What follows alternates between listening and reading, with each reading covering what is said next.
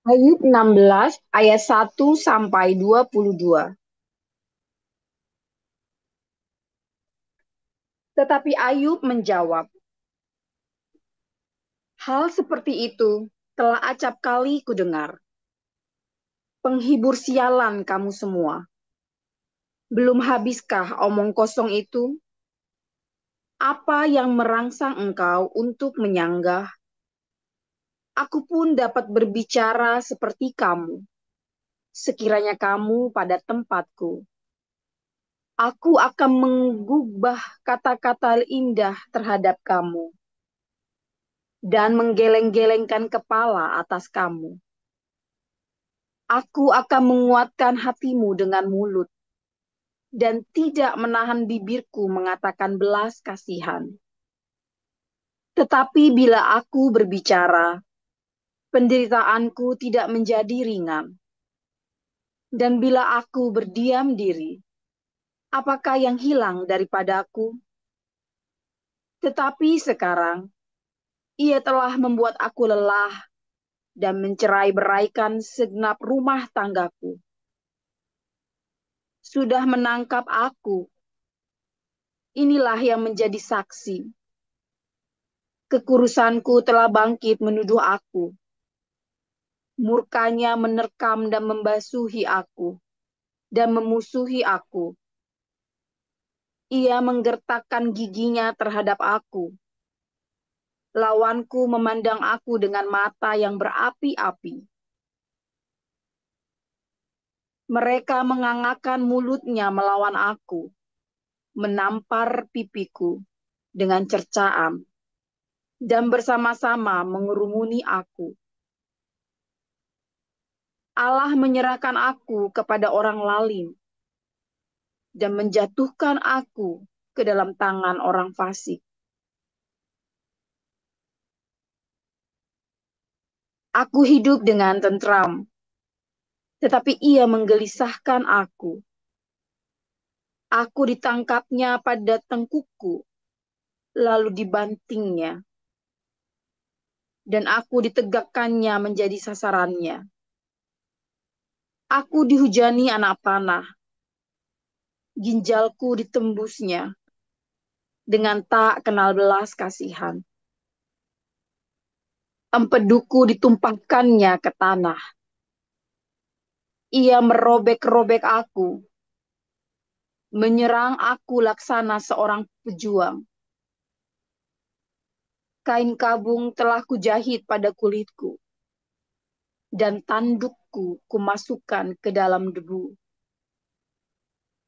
Mukaku merah karena menangis, dan bulu mataku ditudungi kelam pekat. Sungguh pun tidak ada kelaliman pada tanganku, dan doaku bersih. Hai bumi, janganlah menutupi darahku, dan janganlah kiranya teriakku mendapat tempat perhentian. Ketahuilah, sekarang pun juga, saksiku ada di sorga, yang memberi kesaksian bagiku ada di tempat yang tinggi.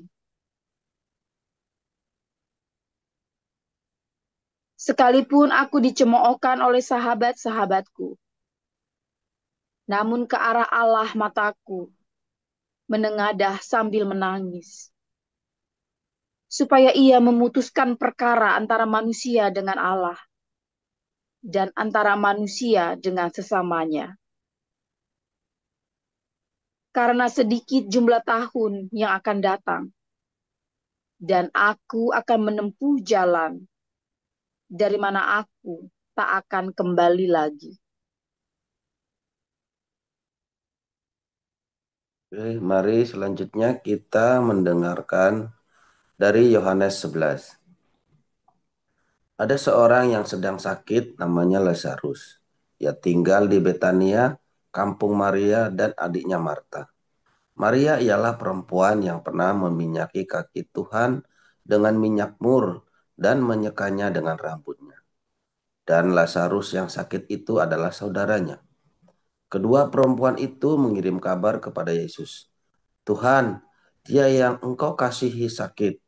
Ketika Yesus mendengar kabar itu, ia berkata, penyakit itu tidak membawa kematian, tetapi akan menyatakan kemuliaan Allah, sebab oleh penyakit itu anak Allah akan dimuliakan. Yesus memang mengasihi Marta dan kakaknya dan Lazarus. Namun setelah didengarnya bahwa Lazarus sakit, ia sengaja tinggal 2 hari lagi di tempat di mana ia berada. Tetapi sesudah itu, ia berkata kepada murid-muridnya, mari kita kembali lagi ke Yudea. Murid-murid itu berkata kepadanya, Rabi, baru-baru ini orang-orang Yahudi mencoba melempari engkau. Masih maukah engkau kembali ke sana? Jawab Yesus, bukankah ada 12 jam dalam satu hari? Siapa yang berjalan pada siang hari, kakinya tidak terantuk, karena ia melihat terang dunia ini. Tetapi jikalau seorang berjalan pada malam hari, kakinya terantuk, karena terang tidak ada di dalam dirinya. Demikianlah perkataannya, dan sesudah itu ia berkata kepada mereka, Lazarus, saudara kita telah tertidur, tetapi aku pergi ke sana untuk membangunkan dia dari tidurnya. Maka kata murid-murid itu kepadanya, Tuhan, jikalau ia tertidur, ia akan sembuh. Tetapi maksud Yesus ialah tertidur dalam arti mati. Sedangkan sangka mereka, Yesus berkata tentang tertidur dalam arti biasa. Karena itu Yesus berkata dengan terus terang, Lazarus sudah mati. Tetapi syukurlah aku tidak hadir pada waktu itu, sebab demikian lebih baik bagimu, supaya kamu dapat belajar percaya. Marilah kita pergi sekarang kepadanya. Lalu Thomas yang disebut Didimus berkata kepada teman-temannya, yaitu murid-murid yang lain, marilah kita pergi juga untuk mati bersama-sama dengan dia. Ketika ketika Yesus tiba, didapatinya Lazarus telah 4 hari berbaring di dalam kubur. Betania terletak dekat Yerusalem, kira-kira 2 mil jauhnya. Di situ banyak orang Yahudi telah datang kepada Marta dan Maria untuk menghibur mereka berhubung dengan kematian saudaranya. Ketika Marta mendengar bahwa Yesus datang, ia pergi mendapatkannya, tetapi Maria tinggal di rumah. Maka kata Marta kepada Yesus, Tuhan, sekiranya engkau ada di sini, saudaraku pasti tidak mati. Tetapi sekarang pun aku tahu bahwa Allah akan memberikan kepadamu segala sesuatu yang engkau minta kepadanya. Kata Yesus kepada Marta, saudaramu akan bangkit. Kata Marta kepadanya, aku tahu bahwa ia akan bangkit pada waktu orang-orang bangkit pada akhir zaman. Jawab Yesus, akulah kebangkitan dan hidup. Barang siapa percaya kepadaku, ia akan hidup walaupun ia sudah mati. Dan setiap orang yang hidup dan yang percaya kepadaku tidak akan mati selama-lamanya. Percayakah engkau akan hal itu, hal ini? Jawab Marta, ya Tuhan, aku percaya bahwa engkaulah Mesias, anak Allah, dia yang akan datang ke dalam dunia. Dan sesudah berkata demikian, ia pergi memanggil saudaranya Maria dan berbisik kepadanya, Guru ada di sana dan ia memanggil engkau. Mendengar itu, Maria segera bangkit, lalu pergi mendapatkan Yesus. Tetapi waktu itu Yesus belum sampai ke dalam kampung itu. Ia masih berada di tempat Marta menjumpai dia. Ketika orang-orang Yahudi yang bersama-sama dengan Maria di rumah itu untuk menghiburnya, melihat bahwa Maria segera bangkit dan pergi keluar, mereka mengikutinya karena mereka menyangka bahwa ia pergi ke kubur untuk meratap di situ. Setibanya Maria di tempat Yesus berada dan melihat dia, tersungkurlah ia di depan kakinya dan berkata kepadanya, Tuhan, sekiranya engkau ada di sini, saudaraku pasti tidak mati. Ketika Yesus melihat Maria menangis dan juga orang-orang Yahudi yang datang bersama-sama dia, maka maskullah hatinya.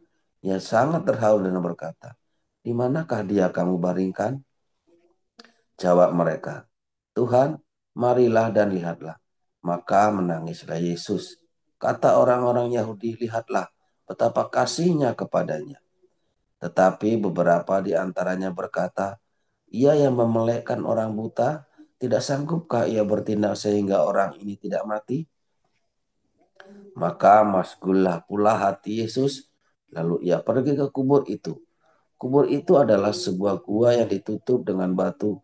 Kata Yesus, angkat batu itu. Marta, saudara orang yang meninggal itu, berkata kepadanya, Tuhan, ia sudah berbau, sebab sudah 4 hari ia mati. Jawab Jawab Yesus, bukankah sudah kukatakan kepadamu, jikalau engkau percaya, engkau akan melihat kemuliaan Allah. Maka mereka mengangkat batu itu, lalu Yesus menengadah ke atas dan berkata, Bapa, aku mengucap syukur kepadamu karena engkau telah mendengarkan aku. Aku tahu bahwa engkau selalu mendengarkan aku. Tetapi oleh karena orang banyak yang berdiri di sini mengelilingi aku mengatakannya, supaya mereka percaya bahwa engkaulah yang telah mengutus aku. Dan sesudah berkata demikian, berserulah ia dengan suara keras, Lazarus, marilah keluar. Orang yang telah mati itu datang keluar, kaki dan tangannya masih terikat dengan kain kapan dan mukanya tertutup dengan kain peluh. Kata Yesus kepada mereka, bukalah kain-kain itu dan biarkan ia pergi. Banyak di antara orang-orang Yahudi yang datang melawat Maria dan yang menyaksikan sendiri apa yang telah dibuat Yesus percaya kepadanya. Tetapi ada yang pergi kepada orang-orang Farisi dan menceritakan kepada mereka apa yang telah dibuat Yesus itu.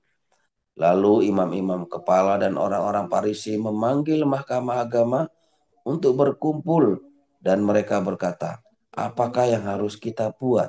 Sebab orang itu membuat banyak mujizat. Apabila kita biarkan dia, maka semua orang akan percaya kepadanya dan orang-orang Roma akan datang dan akan merampas tempat suci kita serta bangsa kita.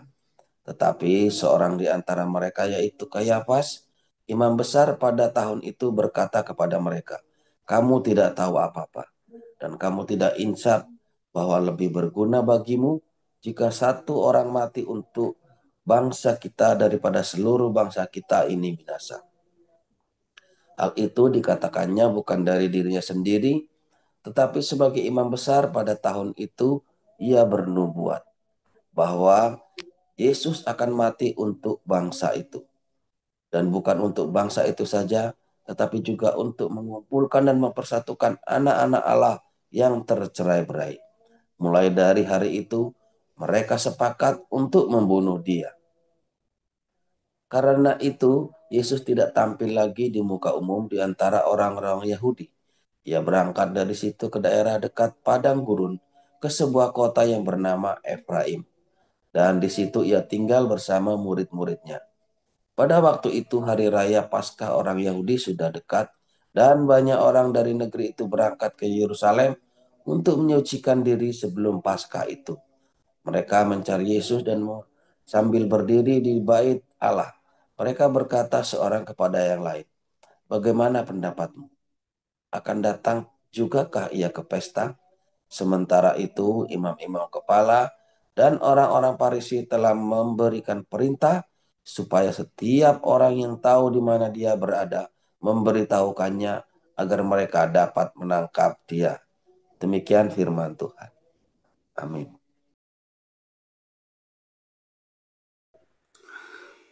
Haleluya, firman Tuhan selalu baru setiap hari, sekalipun kita dikelilingi oleh sahabat-sahabat sialan. Asal kita selalu fokus, ya. Terus berbuat baik, terus punya pengharapan. Bilang terus haleluya, puji Tuhan, saudara. Setiap kali ngelilir kamu panik, bangun. Tuhan baik, Tuhan baik, Tuhan baik. Ya, ada orang bilang sahabat itu nanti ketahuan di masa kamu susah. Ya, sahabat, ya, sahabat yang baik itu ketahuan di saat kamu susah, dia yang tinggal bersama kamu, yang lainnya pergi. Masalahnya saudara, biasanya ketika kamu lagi susah, semua pergi. Lalu yang tinggal sama kamu, ya yang pecundang kayak kamu, saudara. Yang sama-sama pecundang juga. Kalau orang yang berpikiran maju, dia pergi. Percaya nggak? Oh, tapi dia selalu bersama kita. Ya karena dia ada maunya. Misalnya ngarep-ngarep istrimu. Moga-moga mati. Nanti jandanya tak ambil. Oh, ada teman saya begitu, saudara ya. Teman saya begitu, ini sakit, dia ikut. Sebenarnya bukan teman ya, tapi sesama full timer dulu. Ya, ada satu pendeta, ya full timer tapi sudah pendeta, istrinya sakit, saudara. Lalu ini ada sahabat istrinya, dia ikut rawat, saudara ya. Wah, ini sahabat sejati saat sakit. Nah, saudara, istrinya belum mati, saudara. Rupanya mereka sudah pacaran, begitu istrinya sakit 3 bulan dikawin, saudara, sama si full timer ini. Kita langsung tahu, waduh, ini orang udah bener ini. Ya, saudara. Oh, sahabat di waktu susah. Kasihan, saudara ya. Ya, kasihan ya, saudara ya. Kelihatannya dia nungguin, saudara ya. Sebentar ya, ini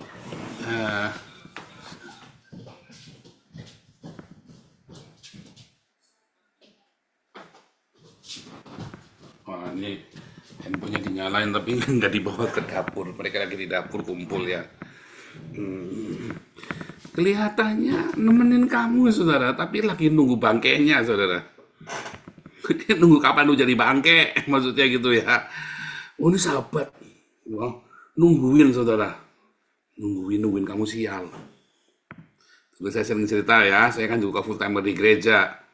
Ada banyak orang-orang yang kelihatannya setia di gereja, saudara. Nungguin Pak Pendeta jatuh, saudara. Nungguin kapan ini orang jatuhnya ya. Dua, dia tetap setia, dia nunggu. Belakangan waktu saya kan sering besuk, saudara. Saya rajin kumpul, saya tuh terbiasa dengan insight-nya orang. Jadi saya nemenin dia, lagi ngobrol-ngobrol. Bejikur nungguin si pendeta jatuh ini orang ternyata. Loh, termasuk banyak orang di tengah kita, saudara. Ada orang yang sama-sama kita lagi nungguin saya jatuh. Kapan jatuhnya nih orang ya? Kok nggak jatuh-jatuh? Iya kan? Nah, biasanya sahabat-sahabat yang nungguin sampai akhir itu ya yang begitu juga. Hati-hati, saudara. Kemarin kita sudah belajar. Hati-hati, saudara. Di padang gurun tidak ada sahabat, saudara. Di padang gurun sahabatmu itu hanya badai. Sahabatmu yang paling setia, the true friend of you is the storm, the pillar of cloud, the pillar of fire. Sahabat sejatimu di padang gurun hanya tiang awan dan tiang api, saudara. Karena disitulah malaikat Tuhan berjalan. Ya, itu the true friend yang pasti dia akan menuntun kamu sampai ke tanah perjanjian tuh. Tiang awan, tiang api itu.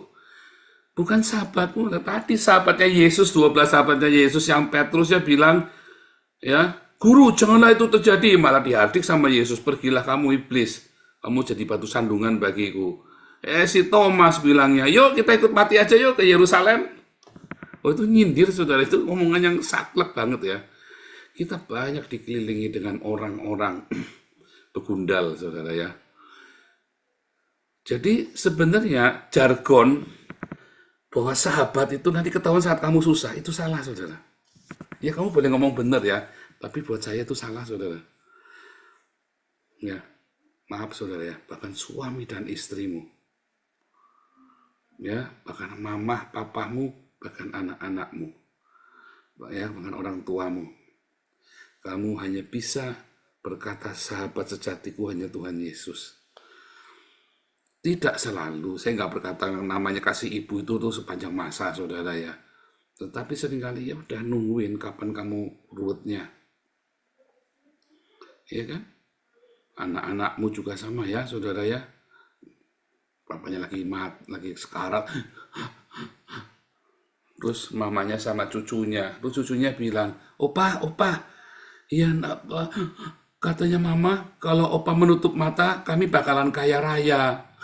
Ditungguin kapan mati nih, saudara, biar dapat warisan. Kapan? Karena yang terakhir nungguin kan dia dapat wasiat nanti kan. Anakmu loh, saudara, nungguin loh. Hati-hati kalau kamu banyak duitnya. Wah, tuh Pak, Jujur amat, saya cerita kenyataan, saudara ya. Saya cerita kenyataan, kalau kamu sudah umur 80 tahun, kamu jangan ngarep-ngarep anakmu, bahwa anakmu ngarep-ngarep kamu hidup, saudara. Apalagi kalau kamu kaya raya. Duh, saudara, anak-anak, Pak jahat sekali, Pak. Loh, saya cerita kenyataan. Kecuali kamu sayang sama anakmu dan kamu didik anakmu dengan benar. Ya, waduh, satu dari sekian. Ya, kamu harus tahu diri. Kalau sudah 80 tahun terus tahu diri. Kamu tuh nyusahin anakmu, saudara. Ya, kamu lagi sakit lagi. Kamu tuh lagi nyusahin anakmu. Kamu harus tahu diri. Yang jadi anak juga harus sabar. Jangan kamu cuma mau hartanya tapi tidak mau ngerawat. Udah ngajar, nanti kamu terkutuk nanti. Saudara, sahabat-sahabat sialan. Ya, sahabat-sahabat yang kurang ngajar. Ya, dan kita di padang gurun itu kita dikelilingi orang-orang seperti ini. Musa itu cuma punya 2 sahabat sejatinya. Bukan kakaknya, bukan istrinya, bukan ibunya.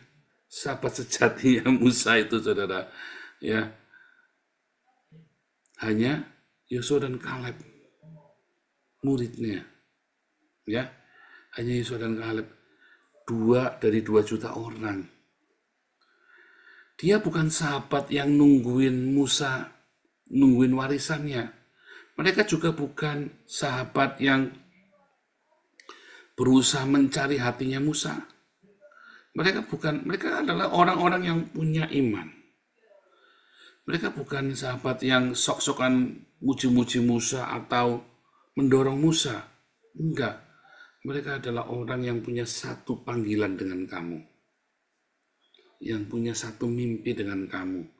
Orang yang punya satu visi dengan kamu. Ya, siapa, saudara? Seharusnya adalah pasangan hidup kita. Seharusnya. Masalahnya, ternyata pasangan hidup kita pun, kenapa kamu masih belum ceraikan aku? Nunggu matimu supaya dapat warisan. Kurang ajar lagi kan, saudara? Tapi aku sudah tidak punya apa-apa. Ya kan masih ada asuransi. Kacau sekali, saudara ya. Sahabat-sahabat kita seharusnya, ya, teman pewaris kita itu adalah istri kita, suami kita harusnya, saudara. Tetapi seringkali nggak begitu. Lebih banyak yang enggak. Istri-istri atau suami-suami, kapan mati nih ya? Ditungguin selesai mati nih. Ya, ternyata nggak dapat apa-apa, misu-misu. Misu-misu. Tapi percayalah, saudara. Setiap kali kita berjalan di padang gurun, ingat-ingat, sahabat sejati kita hanyalah tiang awan dan tiang api, di mana hadirat Tuhan ada di dalam tiang awan dan tiang api itu. Ya, sementara yang lain itu bukan sahabat, hati-hati. Mereka hanya teman perjalanan. Dan jangan kamu dengarkan, hati-hati sembarangan dengarkan, apalagi kalau kamu baru kenal. Kasih iming-iming yang baik-baik. Ya, teman lama itu tetap lebih baik, kata orang Tionghoa ya. Tetapi mereka belum tentu orang yang baik juga. Seringkali mereka justru lagi nungguin kapan jatuhmu. Karena mereka akan dapat durian runtuh. Tetapi kalau ada orang yang satu visi, satu panggilan, satu beban denganmu, berbahagialah. Mungkin dia bukan sahabat, mungkin dia tidak satu level denganmu. Kalau namanya sahabat kan satu level kan pemikirannya, apanya. Tapi ini mungkin enggak, dia di bawah. Mungkin dia secara status sosial, ekonomi, dia jauh. Tapi dia satu panggilan denganmu. Jalanlah sama dia. Saya tidak berkata bahwa dia adalah sahabat. Tapi dia yang akan menemanimu. Karena satu jalan, satu tujuan, satu visi, satu beban. Kalau enggak, saudara, jangan. Dia bukan sahabat. Apalagi dia akan mendukungmu. Sahabat saja belum tentu, bahkan ibu bapamu seringkali menghalangimu sampai ke tanah tujuanmu kan. Bahkan istrimu aja kadang-kadang, opo iso. Oh, bener nggak? Istrimu, ayo. Istri siapa yang bilang begitu ke suaminya? Hati-hati. Mami saya dulu sering bilang gitu sama papi saya, apa bisa? Nanti ini bolak-balik jatuh, bangkrut. Akhirnya papi saya benar-benar berhenti, saudara. Seharusnya istri kan bilang, ayo kamu bisa. Ayo kamu bisa. Tapi ini apa bisa? Apa kamu bisa? Nah, dan mami saya menyadarinya ya. Sekarang dia bilang sama anaknya, ayo kamu bisa. Ayo kamu bisa. Ya, ayo berdoa ya. Kamu bisa. Dan dia salah, pernah salah. Ya, istri-istri, ibu-ibu, jangan pernah bilang, opo kamu iso. Aduh, itu perkataan yang sangat pamali untuk diucapkan. Apa kamu iso? Apa kamu bisa, nak? Apa kamu bisa, yang? Jangan pernah ngomong begitu. Walaupun kamu deg-degan ya, bisa nggak ya? Kamu selalu bilang, ayo kamu bisa. Mama berdoa buat kamu. Ayo kamu bisa, aku berdoa buat kamu, yang. Ya? Ya? Ayo. Mungkin dia bukan sahabat, nggak satu level. Istri-istri mungkin cuma lulusan SMA, suaminya udah doktor, kompresor bocor, profesor. Mungkin ya, kan jelek kan? Ya karena memang ketemunya dulu masih miskin, nggak satu level. Tapi kamu lihat, istrimu satu arah denganmu, satu beban, satu yakin, iya bisa. Iya, tapi kamu nggak tahu sulitnya, aku tahu kamu sulit, tapi tadi yang sudah-sudah kamu selalu bisa, yang. Ayo sekali lagi kamu bisa. Aku apa saja yang bisa aku lakukan buat kamu, kamu bilang. Meleklah sama dia, kalau dia lagi begadang, tungguin sampingnya. Dia lagi begadang di kantornya, ya kamu bikin sofa di situ, kamu tidur di situ sama-sama. Ya, tidurlah di situ, nemenin aja. Aduh, itu support besar. Dia lagi buka apa ya? Wah, dia lagi jebak-jebak di kantor sampai malam di pabrik ya dia sendiri. Kamu itu bareng-bareng ya sesekali. Ya jangan tiap hari, anak-anaknya kasihan, kecuali deket satu rumah ya, kantornya, pabriknya. Tidur di situ di kantor sama suaminya lagi kerja lagi apa? Nggak apa-apa, aku tak ngelar ini di sini. Kadang-kadang suaminya ribet nggak mau ya. Tapi jangan, aku pengen butuh apa aku nyiapin, jangan mengeluh sampai dia sukses, sampai dia ke tanah perjanjian itu. Di padang gurun itu sampai ke tanah perjanjian, lagi menghadapi banyak hutang. Ditungguin, jangan tinggal pergi. Pusing aku ngeliatin ngadepin debt kolektor. Aduh, jangan ditungguin. Tungguin. Ya, jangan ikut-ikutan nagih. Kalau suami lagi banyak tagihan, jangan kamu ikut-ikutan lagi. Jadi bulan ini belum ada bulanannya gimana? Jangan malah nagih kamu. Ya, jualan baju online, jualan kecil-kecilan. Yang penting dapur yang ngebul, yang penting ada nasi. Kamu mungkin gak dikasih uang belanja sama suamimu karena terlalu banyak hutang. Jangan nanya, kamu cari nasinya, kamu cari berasnya. Ya kan, pokoknya tiba-tiba di rumah ada beras. Kalau sampai kamu lagi goyang perekonomianmu, kita masih ada embun pagi. Ya kan bisa bantu kamu kirimin beras. Setidaknya bisa ada beras, ada minyak. Setidaknya tiap hari di rumah selalu masak. Ya kan? Setidaknya. Biar dia menjadi satu tujuan, satu mimpi, satu beban. Rasakan sama-sama beban itu. Itulah teman perjalananmu sampai ke tanah perjanjian. Ya.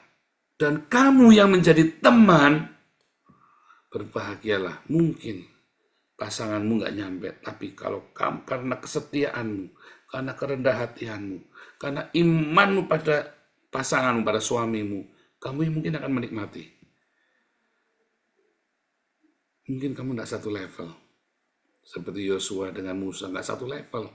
Makanya walaupun mereka berdua percaya, tapi yang 10 nggak percaya. Yang Musa nggak bisa jalan, karena yang 2 ini nggak satu level.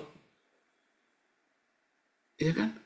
Tetapi karena dia punya iman, dia temani terus. Teman jalannya Musa, dia punya iman, dia temani jalan terus.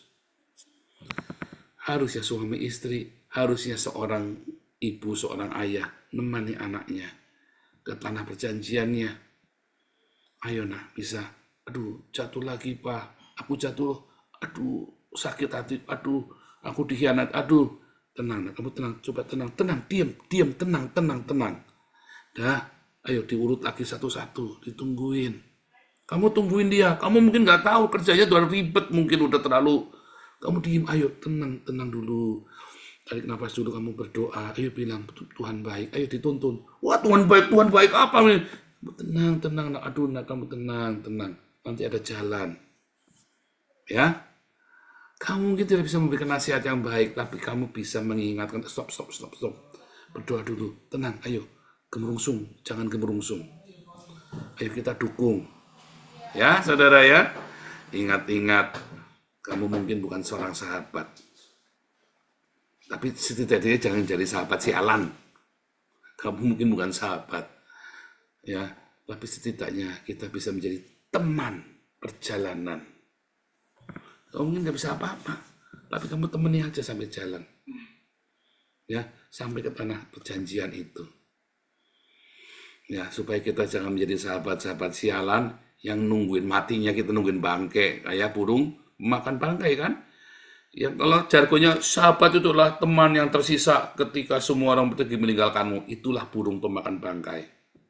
Yang tersisa kan di padang gurun, ketika semua orang pergi, karena dia apa? Goblok masuk padang gurun, mau cari mati kamu. Pada pergi semua, nggak mau aku ikut padang gurunnya kamu. Istri-istri, nggak mau aku masuk sialnya kamu. Suami-suami, aku nggak mau kamu yang goblok, aku yang disuruh nanggung. Ya kan? Ibu-ibu, bapak-bapak, nggak mau ngurusin sialnya anaknya. Lalu tinggal tersisa siapa? Burung pemakan bangkai. Itulah sahabatmu, burung pemakan bangkai. Tetapi kita mungkin nggak bisa jadi sahabat, tapi kita bisa menjadi teman, ya, yang satu tujuan, satu visi, satu goal. Ayo kita ngomong ke sana, jangan belok. Ayo, angkatkan nih. Saya angkat di karungnya sama-sama bebannya. Oh, itu mungkin bukan sahabat, nggak satu level. Ya, kalau sahabat kan harus satu level. Dia bukan sahabat. Dia mungkin nggak bisa diajak tukar pikiran. Tapi dia bisa dorong kamu, dia temani kamu. Ya, mungkin dia bukan sahabat. Jauh. Mungkin dia pernah sakiti kamu, mungkin dia pernah. Tapi dia punya satu tujuan dengan kamu, dia punya satu visi dengan kamu. Yaitu ibu kamu, bapak kamu, istri kamu, suamimu, anak-anakmu.